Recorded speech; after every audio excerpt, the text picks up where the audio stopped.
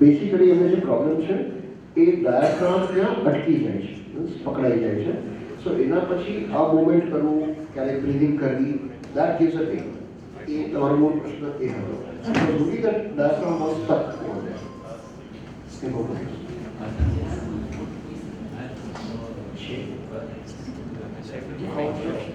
અત્યારે દુખાવો છે?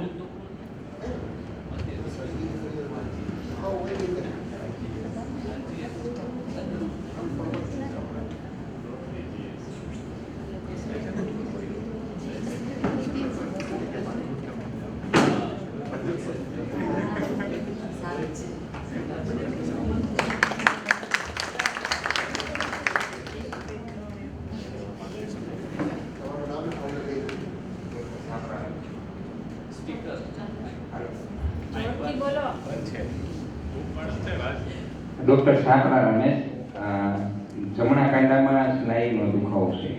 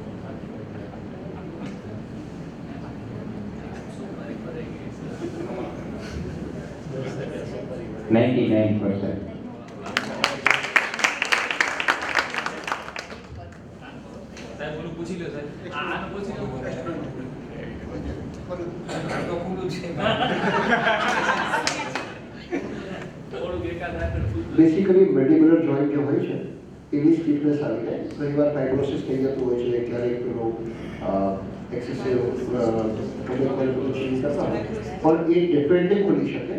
જે મેડિબ્યુલર જોઈન્ટ છે એની ફાઇબ્રોસિસ તમે ઓછી કરી શકો, મોટું વધારે ખુલી શકે.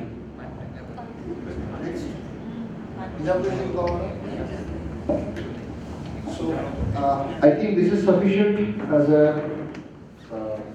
છતાં પણ તમને વધારે જો જોવા હોય, મારી વેબસાઇટ છે comfortlives.org. અને એ વેબસાઇટ ઉપર તમે ગેલેરીમાં જશો તો ત્યાં પેશન્ટના ફીડબેક એ બધા લખેલા છે. સો તમે બધા જોઈ શકશો કે એમાં ઇવન જે એમ કહેતા હોઈએ છે કે ટ્રેડિશનલ થેરાપી ક્રિટિકલ કન્ડિશનમાં કામ નથી કરતી, તો આઈ વુડ સે એ પણ ખોટું છે. મેં એવા પેશન્ટને ઠીક કર્યા છે કે ડૉક્ટરે કીધું હોય કે તમે લઈ જાઓ, કાલ સવારે જીવતા નહીં રહે, અને એના પછી એ પેશન્ટ આજે તારીખે જીવીને સરસ મજાનું પોતાનું કામ કરે છે. સો આપણે એવું માનવાની જરૂર નથી કે ટ્રેડિશનલ થેરાપી પાસે નોલેજ ઓછું છે કે ટ્રેડિશનલ થેરાપી મોડર્ન મેડિસિન્સ કરતાં આપણે ઇન્ફિરિયર છીએ, એવું નથી. એ અલગ વસ્તુ છે કે એવા ક્રિટિકલ પેશન્ટ આપણી પાસે બહુ આવતા નથી અને એ લોકો વધારે બિલીવ કરે છે, પણ જો કદાચ આવે તો આપણે ડેફિનેટલી એ લોકોને મદદ કરી શકીએ. સો હવે આપણે I think question answer session ઉપર જઈએ, અને કોઈને પણ પ્રશ્ન હોય, whatever if somebody wants to ask. તો I can answer that. Mike, બીજું Mike. એટલે કોઈના પણ પ્રશ્ન હોય now, so you can.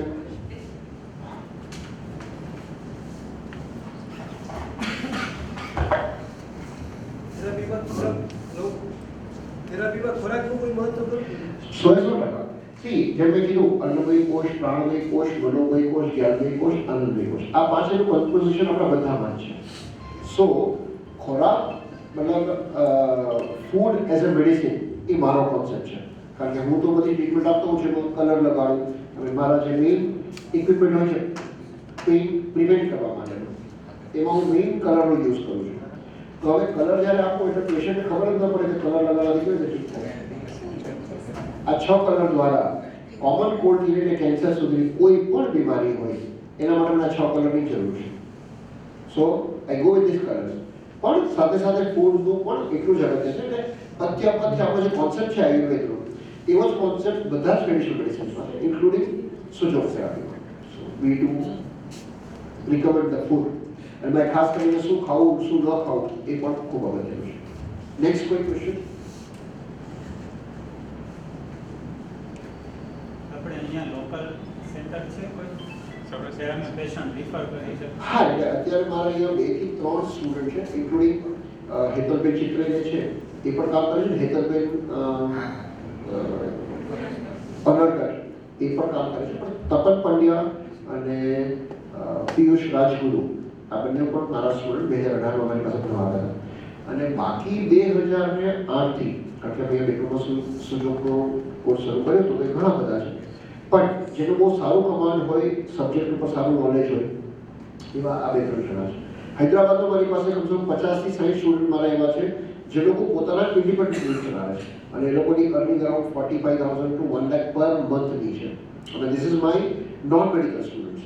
એમાં 4-5 એલોપેથી ડૉક્ટરવાળા હતા, બટ નાઉ પોસ્ટ કોવિડ મારું આખું ફોકસ ચેન્જ મેં કર્યું. કારણ કે બિફોર કોવિડ મારું એવું જ માનવાનું હતું કે આયુર્વેદ પોતાની રીતે કામ કરે, હોમિયોપેથી પોતાની રીતે કામ કરે, આયુર્વેદ પોતાની રીતે કામ કરે, સુજોગી પોતાની રીતે કામ કરવું છે. This is what my thought process was.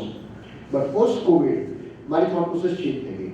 મને એવું થયું કે આપણે બધાએ મળી, આપણે બધા રિસર્ચ આયુર્વેદ હોમિયોપેથી છે, આપણે મિનિસ્ટ્રી ઓફ આયુષમાં જે બધા આવે છે એ બધાએ મળી અને એલોપેથી ઉપર આપણા સમાજની જે ડિપેન્ડન્સી છે એ ઓછી કરવા માટે આપણે પ્રયત્ન કરવાની જરૂર છે. અને બીજી રીતે જો કહું તો આપણા બધાની ઇન્ડિવિજ્યુઅલ પ્રેક્ટિસ એ વધારે સારી એન્હાન્સ કરી અને વધારે આવનારા જનરેશનને કેવી રીતે વધારે સારી રીતે ટ્રેન કરી શકીએ કે જેના લીધે છેલ્લા 50 વર્ષ પહેલાં જે થયું હતું એ ફરી પાછું આજથી આવનારા 25 વર્ષમાં થાય કે લોકો ટ્રેડિશનલ થેરાપીને ફર્સ્ટ પ્રેફરન્સ આપે, એલોપેથીને સેકન્ડ પ્રેફરન્સ આપે. This is what is our objective.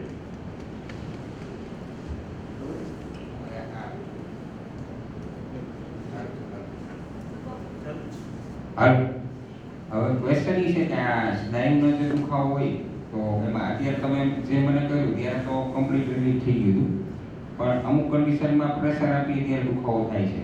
તો એના માટે રિપીટેશનમાં કેટલી વખત આ પ્રોસેસ કરવી અને કેટલા દિવસે 100% મટી શકે? હા, એટલે આનો આ બહુ સહજ પ્રશ્ન છે. આપણી પાસે આ રેગ્યુલર પેશન્ટ આવતા હોય અને પૂછતા હોય. હવે મેં જેમ કે એક વિડીયો ચલાવ્યો હતો જેમાં કદાચ જે લોકો શરૂઆતમાં આવ્યા છે એ લોકો જોયું હશે કે એને પગનો મોચ આવી ગઈ હતી અને હવે એને એક જ ટ્રીટમેન્ટ લીધી અને ચાલતો ચાલતો ઘરે જતો રહ્યો. પણ એની સામે કોઈ માણસ 10 વર્ષથી પીડાય છે, 10 યર્સથી એને રિમેટોઇડ આર્થરાઇટિસ છે, તો હવે એને 2-4 ટ્રીટમેન્ટ હું ઠીક કરી દઈશ એવું નહીં હોય. સો મારો બહુ સિમ્પલ આન્સર હોય છે કે તમે 3 વર્ષથી સફર કરો છો તો 3 મહિના લાગશે, 6 વર્ષથી સફર કરો છો તો 6 મહિના લાગશે, 10 વર્ષથી સફર કરો છો 10 મહિના લાગશે, પણ ક્યોર 100% થઈ જશે. મતલબ એકવાર એ ક્યોર થઈ ગયું ફરી પાછું એ રિલેક્સ થઈ ગયું.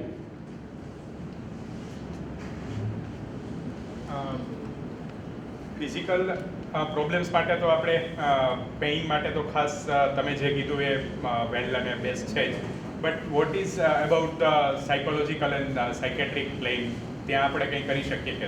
હા, એટલે મેં કીધું મારી પાસે જે ટ્રીટમેન્ટ છે એ ટ્રીટમેન્ટની અંદર emotional level, psychological level in fact paralysis છે અથવા જેને તમે કહી શકો પેરાપ્લેજિયા છે, ઇવન કોમામાં જે પેશન્ટ હોય છે, even those patient can be bring back.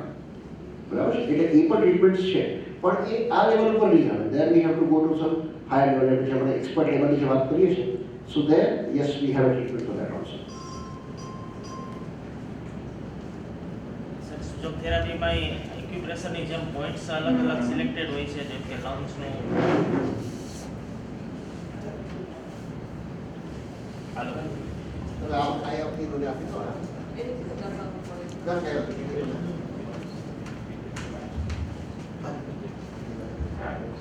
હાલો. હા સરજી, સુજોગ થેરાપીમાં પણ એક્યુપ્રેશર થેરાપીની જેમ અલગ અલગ પોઈન્ટ્સ છે. લંગ્સ માટેનો અલગ, પેઇન મેનેજમેન્ટ માટે અલગ, બ્રેઇન માટે અલગ, હાર્ટ માટે અલગ. મતલબ એટલે એ બધા પામ્સ ને સોલમાં જ છે. એ જ રીતે કન્સિડર થાય છે સુજોગમાં. આનો સેવ કરો. તો કયો હું અહીંયા છું.